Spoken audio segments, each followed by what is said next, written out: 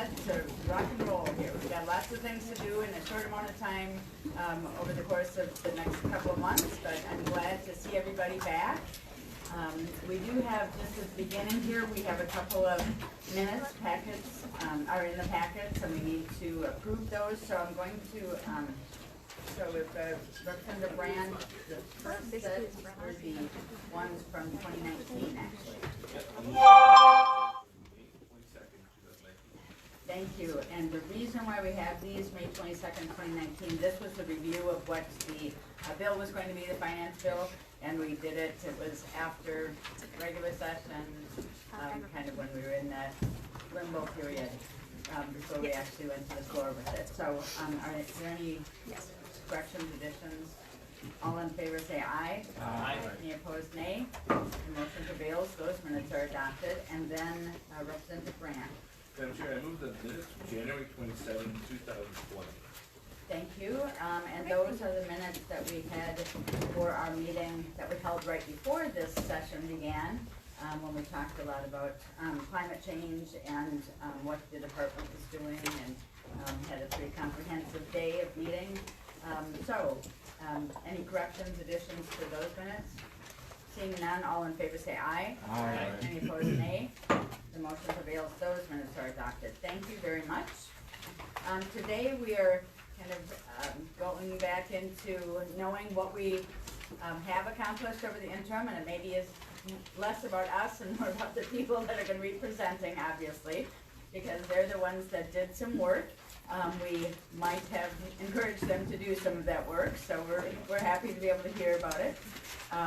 So we're going to hear from the Department of Ag on dairy, the DAIRI program, the hemp rules and how hemp has blossomed, and emerging farmers. And then also today we are fortunate to hear from the Center for Rural Policy and Development. They've been working on some things as well, and so we're excited to hear from them.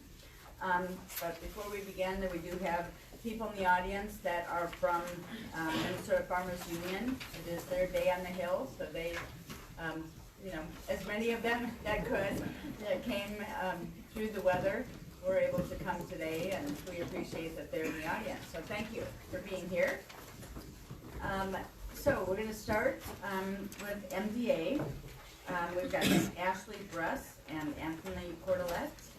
We're going to be talking about information on the dairy program, and just a reminder from people, we did fund a big significant portion of that out of the ag budget, but we also had some money from the Jobs and Economic Development Finance Committee, and so we wanted to hear from the department about hopefully the success of that, the number of participants in it, and how that was really rolled out and what was done with that.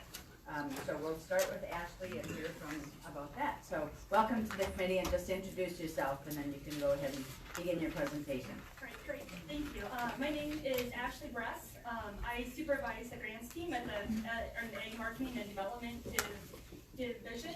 In that capacity, I'm responsible for a number of the agri programs, including the Dairy Assistance Investment and Relief Initiative, which we often refer to as dairy with an NI. As you may recall, near the end of the last legislative session, you provided this program for us to administer through the Agri Bill. Through that bill, you provided us with three main parameters for the program. The first being that producers who are eligible for this program must enroll for 5 years of coverage under the Federal Dairy Marketing Coverage Protection Program that's operated through USDA's Farm Service Agency. You also limited enrollment to producers or farms that produce less than 160,000 heavyweight of milk in 2018. This is roughly the equivalent of about 750 cows. You also told us that we have the ability to base payments based on about 50,000 heavyweight of milk that was produced in 2018. This is roughly the equivalent of about 232 cows. Also through that ag bill, you provided funding for the program. Through the fiscal year 2020 to 2021 Agri budget writer, you gave us the authority to use up to $5 million out of Agri for this. Through the jobs bill, an additional $3 million was provided for transfer to the NDA for the program. Both of these funds are one-time funding, only available to us in fiscal year 2020. Altogether, this means that we had a budget of about $8 million for the program. Based upon that $8 million appropriation and what we know about dairy farms in Minnesota, such as the size of them and the number of them, we determined that if all eligible producers enrolled in the program, we would be able to confidently issue checks immediately based upon 10 cents per hundredweight. So based upon that 50,000 hundredweight maximum, that means in the first round, the maximum check could be for $5,000. After we completed the first round, we've come to the determination that we can issue a second round of checks based upon 13 cents per hundredweight. So that second maximum check is going to be for $6,500. So I'll talk more about that in a moment. A little bit about our timeline. As you may recall, this program came together pretty quickly at the end of the legislative session. We were able to open the application before the end of fiscal year 19, so in the middle of June, we got the application open. We worked very, very closely with industry partners and our friends at the USDA Farm Service Agency to put this together and make it as easy as possible on our farmers. Through that application, we asked our producers to submit four pretty simple things to us. A one-page dairy with an I application, a copy of their DMC enrollment form that they would get from their local FSA office, a copy of their 2018 production record from their milk processors, and then a copy of their W-9, so that we could get them set up in the state's system. Soon after the start of the fiscal year, and those funds were made available to us, we were able to start issuing payments. That was the middle of July. We closed the application process on October 8th. We did extend this once from October 1st because USDA extended their enrollment deadline as well. Our first round payments were completed by November 4th, so anybody who had submitted a complete application was paid by that point. It was around that same time that we were starting to realize that there were a number of dairy producers who intended to enroll in the program, but for one reason or another, were not able to. Whether they simply forgot, they didn't have a complete application in, or one thing or another. So at the end of December, we reopened the application period for just 2 weeks. With the understanding that those producers who applied during that period of time would only be eligible for the second payment. And then I'm happy to report that about a week ago, we have started to issue second round payments. So far, we've been able to issue, or within the next couple of days, right around 180 of those. So going back to round one a little bit, we had just about 1,800 producers get involved there. Those producers represent about 1,550 farms, so that can be a little bit confusing, or like why that discrepancy is there. But we have a number of farms that enrolled in DMC with two parties involved on that single policy form. So that might be a situation of a husband and wife, might be a grandfather, father, and a son who are all farming together. So in which case their payments were split accordingly. It's also interesting to note that for many of these producers, this was their first time having a financial transaction with the state, which is why we needed those W-9s. And we had to get probably most of those producers set up in the state's systems. All told, we issued just about $3.4 million in payments to those 1,800 producers. Our minimum check was just about $26, so a fairly small farm there, and our maximum checks were $5,000. And again, that's based upon the 10% or the 10 cents per hundredweight up to 50,000 hundredweight. And our average check amount was just under $1,900 in the first round. As I mentioned, we reopened enrollment for round two the end of December. All of those producers who successfully enrolled in round one were not required to submit any additional paperwork, but we wanted to make sure that those producers who missed out had one final opportunity to do so. Before issuing second payments, we have verified producers' enrollment or 5-year enrollment in the dairy margin coverage for the protection program. Again, FSA has been wonderful to work with throughout this. We expect that our total round 2 payments are going to be about $4.5 million, and again, that's based upon 13 cents per hundredweight. All told, we expect our payments between round 1 and round 2 to be about $7.9 million of the $8 million that was made available to us. One quick example of what this might look like for a producer, in this mock example, if we have a producer who produced 50,000 hundredweight of milk in 2018, in round 1 they would have received a payment of $5,000. In round 2 they can look forward to receiving a payment of $6,500. So that farm would receive a total payment of $11,500, which is the maximum any single farm can receive. We are in the process of issuing those second payments, and we hope to have those completed in the next probably 6 to 8 weeks or so. With that, thank you for the opportunity to talk with you about dairy, and I'm happy to take any questions. Thank you, Ms. Bress. We do have some questions, so Representative Poston. Thank you, Madam Chair.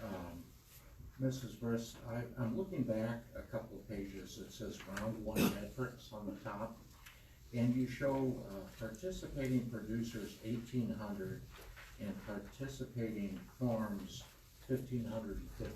Can you kind of explain that? Sure. Madam Chair, Representative, that goes back to how producers chose to enroll in DMC. The DMC enrollment form allowed for there to be multiple producers, or you might think of them as co-signers, co-owners. So that might mean oftentimes that the first generation owns 60% of the farm, the second generation 40%. So we split their payment in that way. Makes perfect sense. Thank you.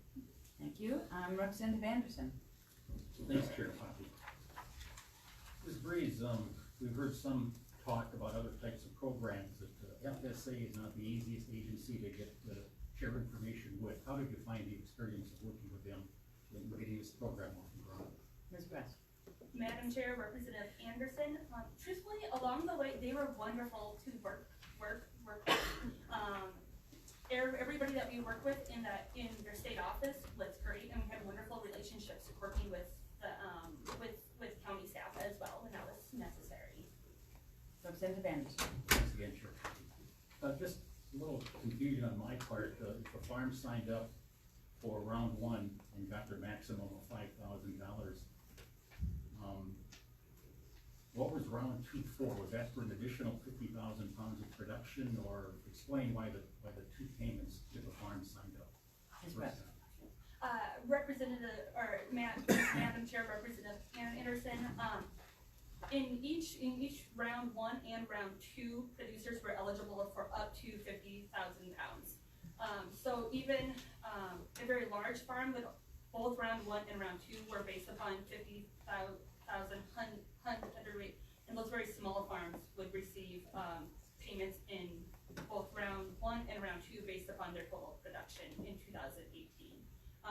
We split this up between 2 rounds so that those producers, because we knew it was very important to the producers that they get those checks into their hands as soon as possible.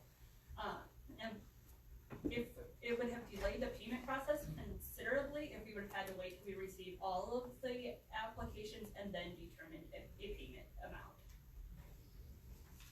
Representative Anderson. Just one more again. Thanks, Madam Chair.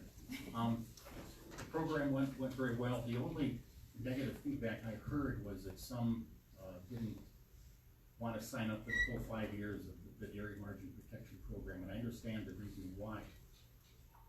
Under the supposition that we may do this again sometime, do you see any changes you would make in the program if this ever came up again that you would like to see implemented? Ms. Bress. Madam Chair, Representative, I don't think I'm the most qualified one to answer that question. And I say that because my expertise is in grant making and program administration. My expertise isn't in the status of our dairy farms and what they're undergoing. I'd be happy to get that feedback for you, but I don't think I'm the best qualified right now. Representative Anderson. That's just one, I promise, just one more.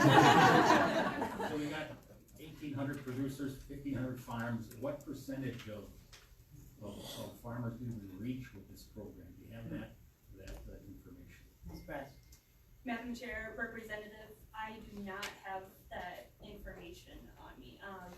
I think we would need to check in with USDA to determine what their total enrollment was in the state and go from there. Could you, Yes, Representative Anderson. could you get the information about how many dairy farmers we reach with this program?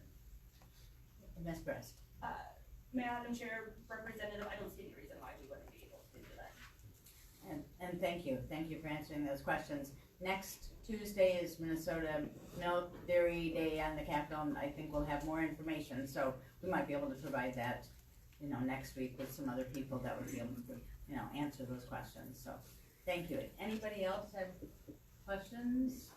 Otherwise, thank you for the presentation and the information, thank you for the hard work and the fast and speedy way that you, took care of it, because I think it was definitely a little complicated, trying to come up with what those numbers should be and how people would be able to be eligible and what the process was going to be, so very much appreciate it. Thank you. So, we now are going to talk about another part of the industry that we're becoming more familiar with, and that's industrial hemp. And Anthony is at Portalette. We are welcome to the committee, and again, I think there's information in your folder for this presentation. So welcome to the committee, just state your name and then you can go ahead with the presentation. Great. Madam Chair, members of the committee, thanks for having me. My name is Anthony Portalette and I supervise both the noxious weed and industrial hemp programs for the Minnesota Department of Agriculture. Today I want to give you a brief update, as brief as I can, on a program that has a lot going on, and that is industrial hemp. Most of you are familiar, it's not coming up on here.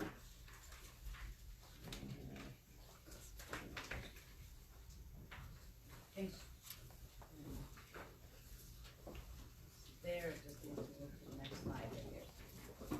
I'll just start while someone can help.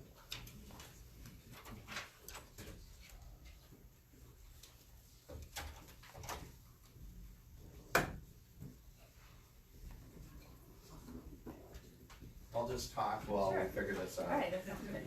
In 2014, most of you are familiar that after a long bout of prohibition with cannabis in general in the United States, the 2014 Farm Bill paved the way for legalization to begin for hemp production. It defined hemp separately for the first time in law from marijuana, which was the primary definition for cannabis under the Controlled Substance Act. And it also allowed State Department of Agricultures across the U.S. to develop pilot programs that could study the growth, cultivation, and marketing of hemp. And that was significant here in Minnesota because immediately thereafter, in the 2015 legislative session, the legislature passed the Minnesota Industrial Hemp Development Act, which gave the Minnesota Department of Agriculture authority to begin operating under pilot programs and to establish licensing regulations for industrial hemp. And we began right away creating our pilot program in 2015. We were one of the first states in the U.S., along with Kentucky, Colorado, I believe Tennessee, and a handful of others, that began operating hemp programs We didn't actually get seed into the ground until the following year, but we were able to begin figuring out how we wanted to go forward and trying to solicit growers to begin hemp production in the state. Trouble with I'll try to follow my notes here. Hopefully. One of the things about the original Farm Bill and the provision was it did not remove hemp from the Controlled Substances Act. So that did create somewhat of a problem for us in terms of partnerships with federal law enforcement as well as confusion amongst our local law enforcement. However, I think we did a good job of putting things in place to make sure that hemp growers were essentially growing hemp. And in 2018, the next iteration of the Farm Bill came along and was passed at the end of that year, which essentially added to the Agricultural Marketing Act of 1946 a section for industrial hemp production. And so now industrial hemp is an agricultural commodity in the U.S. It's legal to grow throughout the United States. And the United States Department of Agriculture's Agricultural Marketing Service has the primary authority for hemp regulation in the U.S. What the 2018 Farm Bill allowed, though, was for states and tribes to be able to submit plans to the USDA that would be approved for them to retain regulatory authority over hemp within their jurisdictions. So the other thing it did was it removed hemp as defined from the Controlled Substances Act, and that's significant because now hemp is defined differently than marijuana. So any cannabis that is of total THC content of 0.3% or less is considered industrial hemp. It also protects the interstate commerce and transportation of hemp. So it specifically states that tribes and state and local law enforcement cannot interfere with commerce or transport of legal industrial hemp. One of the things it doesn't do, and this still creates a lot of confusion out there, it did not change the Food, Drug, and Cosmetic Act, which the FDA oversees and which governs our, most of our food laws. And so I'm sure most of you are well aware of cannabinoid products like cannabinol, CBD, that are virtually everywhere now. Those are not considered to be legal additives to either food or dietary supplements by the FDA. And there has been no change other than passage of Minnesota Statute 151.72, which allowed for sale of certain cannabinoid products out of last session. It still is considered federally illegal. That was the last one. It's still considered illegal under FDA rule to add those cannabinoids to foods. Some states have gotten around that by passing state laws to amend what their federal law says, but that doesn't currently exist here in Minnesota. So essentially where we're at now is in an area where more recently we've had the federal government through USDA pass interim rules for hemp production. And, okay, excellent, we're up and going now. I don't have to make this up as I go along. And we're primarily talking about 3 different types of growth in Minnesota, and it's important, I think, for everyone to understand that when the initial Farm Bill was discussed and even the initial testimony for the Minnesota Industrial Hemp Development Act, we were talking about 2 forms of hemp production, fiber and grain. And I would argue even the 2018 Farm Bill language still pertains to that. And that's important to realize because that 0.3% THC number is fairly liberal when you're talking about a fiber or a grain hemp plant. In other words, most of those varieties have been around for a long time, they've been bred, they've been tested, the genetics are fairly solid. What's become more popular in recent years is production of cannabinoid extracts, and we'll call that CBD, hemp farming, for lack of a better way to describe it. That's where most of our farmers are interested in growing because a year to 2 years ago, there were wild estimates of anywhere from $20,000 to $80,000 an acre could be produced. And if you're a corn and soybean grower right now that's struggling to get by, that sounds pretty good. Unfortunately, there's risk with growing those types of plants. Essentially, they come out of the fresh marijuana industry, if you want to call it that, from states like Colorado, California, where businesses were developing, but because it's not legal under federal law to produce marijuana, they could only exist within the state, like Colorado, where they were operating. The new hemp definition gave them an opportunity to move into states where hemp is legal and to begin producing non-psychoactive cannabinoids. So the plants that are generally grown for CBD or cannabinoid extraction are fairly less reliable, I would say, genetically, just because the breeding hasn't been allowed to grow as well as with fiber and grain. So the other thing about the CBD or cannabinoid production is it looks very similar to marijuana production, and we commonly get calls from folks around the state that see these more big bushy Christmas tree style farms with hemp growing versus the more standard row crop fiber and grain type production of hemp. So it's challenging, but we're working our way through it. In Minnesota, there's requirements that you must be licensed to obtain or to be able to grow hemp.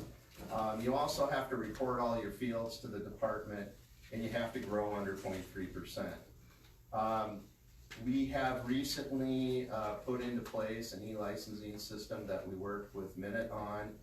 That has greatly lessened our burden.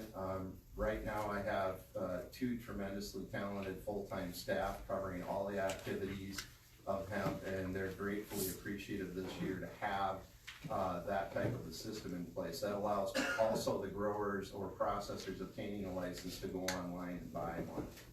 The other requirement that we have is that all licensees must pass a criminal history background check. That's required under both our state law as well as the federal law. And so we do that currently under our pilot program for first-time applicants. The new USDA rules, which I'll get to here in a second, they have a little different interpretation of that. We're trying to work through what that's going to mean for the future. As I said, I have 2 staff, and we do go out and sample and test every single field. It'll be challenging, especially in a year like last year. Have some of that data here in a couple slides. We generally do random sampling. We collect 30 samples per field. We make a homogenized sample, bring that to our third-party accredited lab, which happens to be Legend Technical Services right here in St. Paul. We've been using Legend since we started the pilot program, primarily because our state agricultural lab is not set up to do cannabis testing. You have to understand that if hot hemp, as we call it, that tests above the 0.3 comes in, the lab is now in possession of a controlled substance. And so that requires quite a bit of manipulation and build out to our lab facility. So it's always been easier to use a third-party lab. They also do all the medical cannabis testing for our 2 facilities in the state under the medical cannabis program. They're ISO certified. They follow cannabis procedures, as well as we have them enrolled in 2 different proficiency tests nationwide, where it's kind of testing the tester to make sure that they're accurate. If you go above 0.3, you fail the test, you have 2 options. One of them is destroy your field. The other is you can dispute the test and require or request that the department come out and collect a second sample at your cost. If you fail the second test, it's done. Unfortunately, you have to destroy the crop. I say that to you folks with a heavy heart. That's the worst part of this job. There isn't a farmer I know who purposely tried to grow a controlled substance. It goes back to that whole point I talked about, the lack of good solid genetics in that CBD arena. Our fiber and grain producers have never failed a test, but this is something we need to work out in that area of cannabinoid extraction. We had about 12% test failure. That's fairly low when you consider states like Arizona had 40%. It's still too much, and this is something that we would like to eliminate from having to do. Tell a farmer that's trying to do the right thing that their crop is hot. Here's some statistics you can look at. You can see the growth of our program. We started with 6 pioneer farmers, and we grew to 343 last year. Those numbers obviously are relatively low if we're comparing it to small grain or corn or soybeans, but it shows an emerging market. There was a big uptick between 2018 and 2019. This is because of the passage of the federal farm bill and a lot of excitement in hemp, but it was also relative to the price for crude CBD oil on the market, going back to that $20,000 per $80,000 per acre estimate. And so you can also see that below in the different types of hemp that were grown. We started out primarily as a grain state, and then in about 2018, you start seeing more CBD come in, and by 2019, grain and CBD almost flip-flop.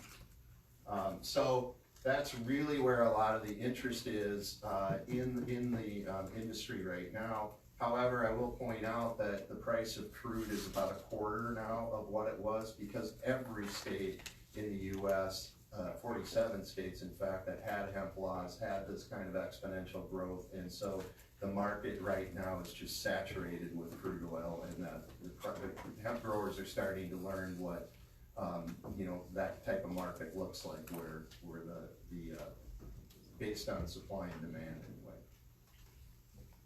So we currently have about 10 to 20 extractors in the state. That's pretty significant from where we were 2 years ago. There is, as well as the cannabinoid products and the supply or the demand, I should say, by the public for those. There's also developed a hemp smokable market, so farmers will get a premium for harvesting their hemp flower and selling it. It's the same concept of taking some type of an oral product.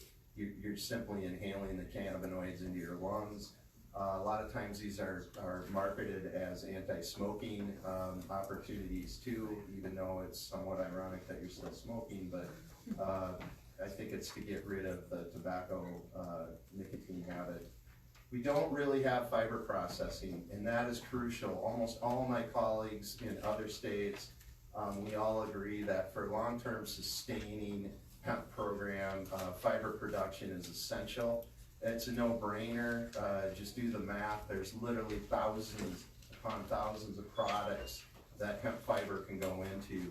In fact, we've been in discussions with the Minnesota Department of Transportation, who are under a directive to reduce the amount of plastics and roadside restoration products like fiber meshes, vegetation meshes, and so forth. Those things don't break down. Hemp fiber is a possibility to integrate into a system like that. That's just one of, I could go on for hours and I don't want to bore you with that, but that's really what we're hoping. The problem is hemp fiber production or processing is expensive. It takes a large investment. It's really sad that in Minnesota prior to Prohibition in the 1940s, we had processing plants in Minnesota for this, and they either had to be retrofitted to something else or they were torn down. So we're learning that we're having to restart an industry that used to exist. We do have some companies that are offering contracts to farmers for both grain and seed, couple in Canada, one in Wisconsin, and one here in Minnesota, and I expect that will also increase over time.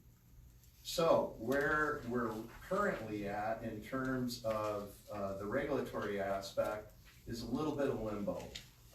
USDA was required when the Farm Bill passed to put forth rules for hemp production, and they did that by releasing them this Halloween.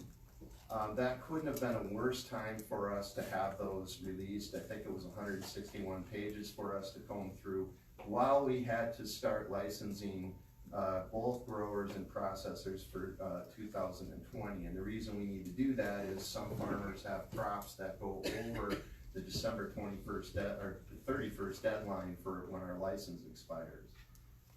And so the rules are fairly close to how we operate our pilot program, but I would say there are some major sticking points that would be pretty damaging to the hemp industry that we've been developing over the last 5 years, and certainly our growers and processors have let us hear that. They did open up their interim rules for comment nationwide, and one good thing that happened through the 2018 Farm Bill was it also extended the provision in the 2014 Farm Bill for 1 year after the USDA posted these rules. So technically Minnesota can operate under a pilot program until October 31st this year. And that's important because we held free listening sessions throughout the state right after these rules were posted by USDA. And they were very well attended. We had one here in St. Paul, one in Detroit Lakes, and one in Mankato. And we heard very clearly from Minnesota farmers and processors what they thought about these rules. And primarily there's things that revolve around how we sample, whether or not remediation of hot hemp is allowable, and do we have to sample every field, or can we do some type of random sampling? All of these things are something that we've talked with the U.S. Domestic Hemp Program. We've been in conversation with them. We let them know that we will be operating under a pilot program this year so that we don't damage the growing industry that we have, while we try to work on a state plan that we can submit hopefully before the end of this fall and have it approved, where we can start operating under the USDA rule. I also want to mention that DEA has a lot of involvement in the rule. They're written into it. That's kind of a sticking point, and so we're working with DEA on a lot of these issues also. And it's not that it's a bad thing. It's just, it's sort of hard for us to plan and tell you what this looks like in the upcoming months. So with that, I know I covered a big topic as quick as I could, and I'll open it up to any questions. Thank you, Mr. Cordell. We do have a number of questions. We'll start out with Representative Miller. Thank you, Madam Chair. I'll say your name right. Mr. Corlett, okay, thank you very much for this. This was a great presentation, and the brief time you had, you did an excellent job. Two real quick questions. One on your presentation, it said hemp smokable market is growing as well. That elicits a lot of things. Can you just give like a 1-minute version of what that looks like and what that means? Mr. Cordell. Madam Chair, Representative Miller, essentially a lot of your smoke shops and head shops are finding a way for them to diversify their product lines with actual hemp flower. The best way I can describe that is it's exactly like smoking marijuana. It does pose some problems for law enforcement, and we work a lot with them on what is the person they just pulled over. What is it? Is it hemp? Is it legal, or is it illegal marijuana? So I don't know how far that market will grow. That's, does it keep growing, or has it kind of reached its peak and it was sort of a novelty that just blew up within the last year because this smokable hemp flower became available? Thank you, Madam Chair, and that's something we'll want to keep an eye on. Now, the other question I have, and I'm trying to keep it simple and have your answer simple on this, but the hemp producers that I know that are kind of taking the route of cannabinoid oils, the marketplace is a challenge. Now, you can't necessarily do anything about that. What I mean is once they have the hemp, to get it to a processor to get paid for it, that whole dynamic, because of banking law and things like that, is a challenge. Can you give kind of an outlook of how that's going to be helped in the next year? Because I have people that have a lot of hemp on hand that really practically don't have any place to sell it. So what is that looking like? Mr. Cordell. Madam Chair, Representative Miller, it's a great question, and it is an issue.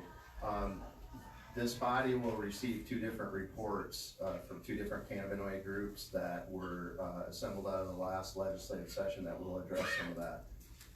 What I will tell you is that there are currently no regulations for hemp processing of cannabinoids right now. And that poses a problem because there's no protection for the farmer. And there's no protection for the processor, it works both ways, so we need to work on that. And again, those reports go into that. There's also, with increased demand, there's trying to get the infrastructure built up to support it. And I'm interested to see what happens this year now that prices are kind of either leveling out or declining a little bit. Maybe it'll give us some breathing room to establish more processing to help those farmers. Okay, thank you. Thank you. We have a couple more questions. Representative Hanson. Thank you, Madam Chair. And last year we passed in the Environment Bill a provision on looking at changing from plastics and conservation materials. So the things that our departments of transportation use, whether it's the State Department or local, on conservation silt fences, or whether it's netting, whether Board of Water and Soil Resources and Soil Water districts are using plastic because that plastic breaks down in rivers, and then we get into microplastics. So you mentioned in your presentation about using hemp has there been any further work on that? I think that our Department of Transportation is buying hemp products from North Carolina or Florida. What is the department doing, with what you're doing, connecting with the Department of Transportation and the conservation organizations on replacing plastic conservation materials with hemp? Mr. Corlett. Madam Chair, Representative Hanson. Right now, the Department of Transportation example is probably the one that sticks out the most right now that we've had action on. We've met with them several times, and we've also put them in touch with AURI, or the Egg Utilization Research Center. They're looking at a company right now in Canada that produces some fiber mats, for example. And this is just one example of several that I won't go into in detail, but I think AURI has bought a smaller decorticator, and they're gonna start trying to find different fiber thicknesses and stuff that would work for MnDOT. And my colleague Ken Gravy over at MnDOT is working with them to try to figure out, okay, how can we get a way forward with this? We're hoping that if we can get some ground with that, we can start putting some hemp farmers in the cycle too, and maybe have sort of a pilot project for that, and then grow upon that. Okay. Next person, Representative Bank. Thank you, Madam Chair. So I'm looking at the table in the slide, the numbers of applicants versus licensed grows. I just want to know what made that difference. Is there a acreage requirement, or what other requirements is that why half the applicants become licensed? Madam Chair, Representative Bang, Mr. Corlett. I can't specifically tell you why that is. I can tell you that a lot of folks after the Farm Bill passed wanted to buy a license and be prepared to grow. There is no, by the way, acre limitation or any of that. The only real limitation we've had to put in is growing in a residential dwelling, and we just did that recently. But as of last year, most of it came down to a lot of folks had, big ideas on this, and they couldn't find land. We do have a significant amount of urban, residents who want to get into this, but they don't have the land to farm on, and I think that may have played a significant role in this. And so they're trying to find ways to network with farmers and maybe scrape out a few acres to be able to, go out into rural areas and grow this. Thank you. Thank you, Representative Bank. Thank you, Madam Chair. And then on a separate note, I do think so that we gotta, support some way to bring back the market is going through the fiber process. And so what do you think the state should do or should look at to spur that activity more? Mr. Corlett. Madam Chair, Representative Bang.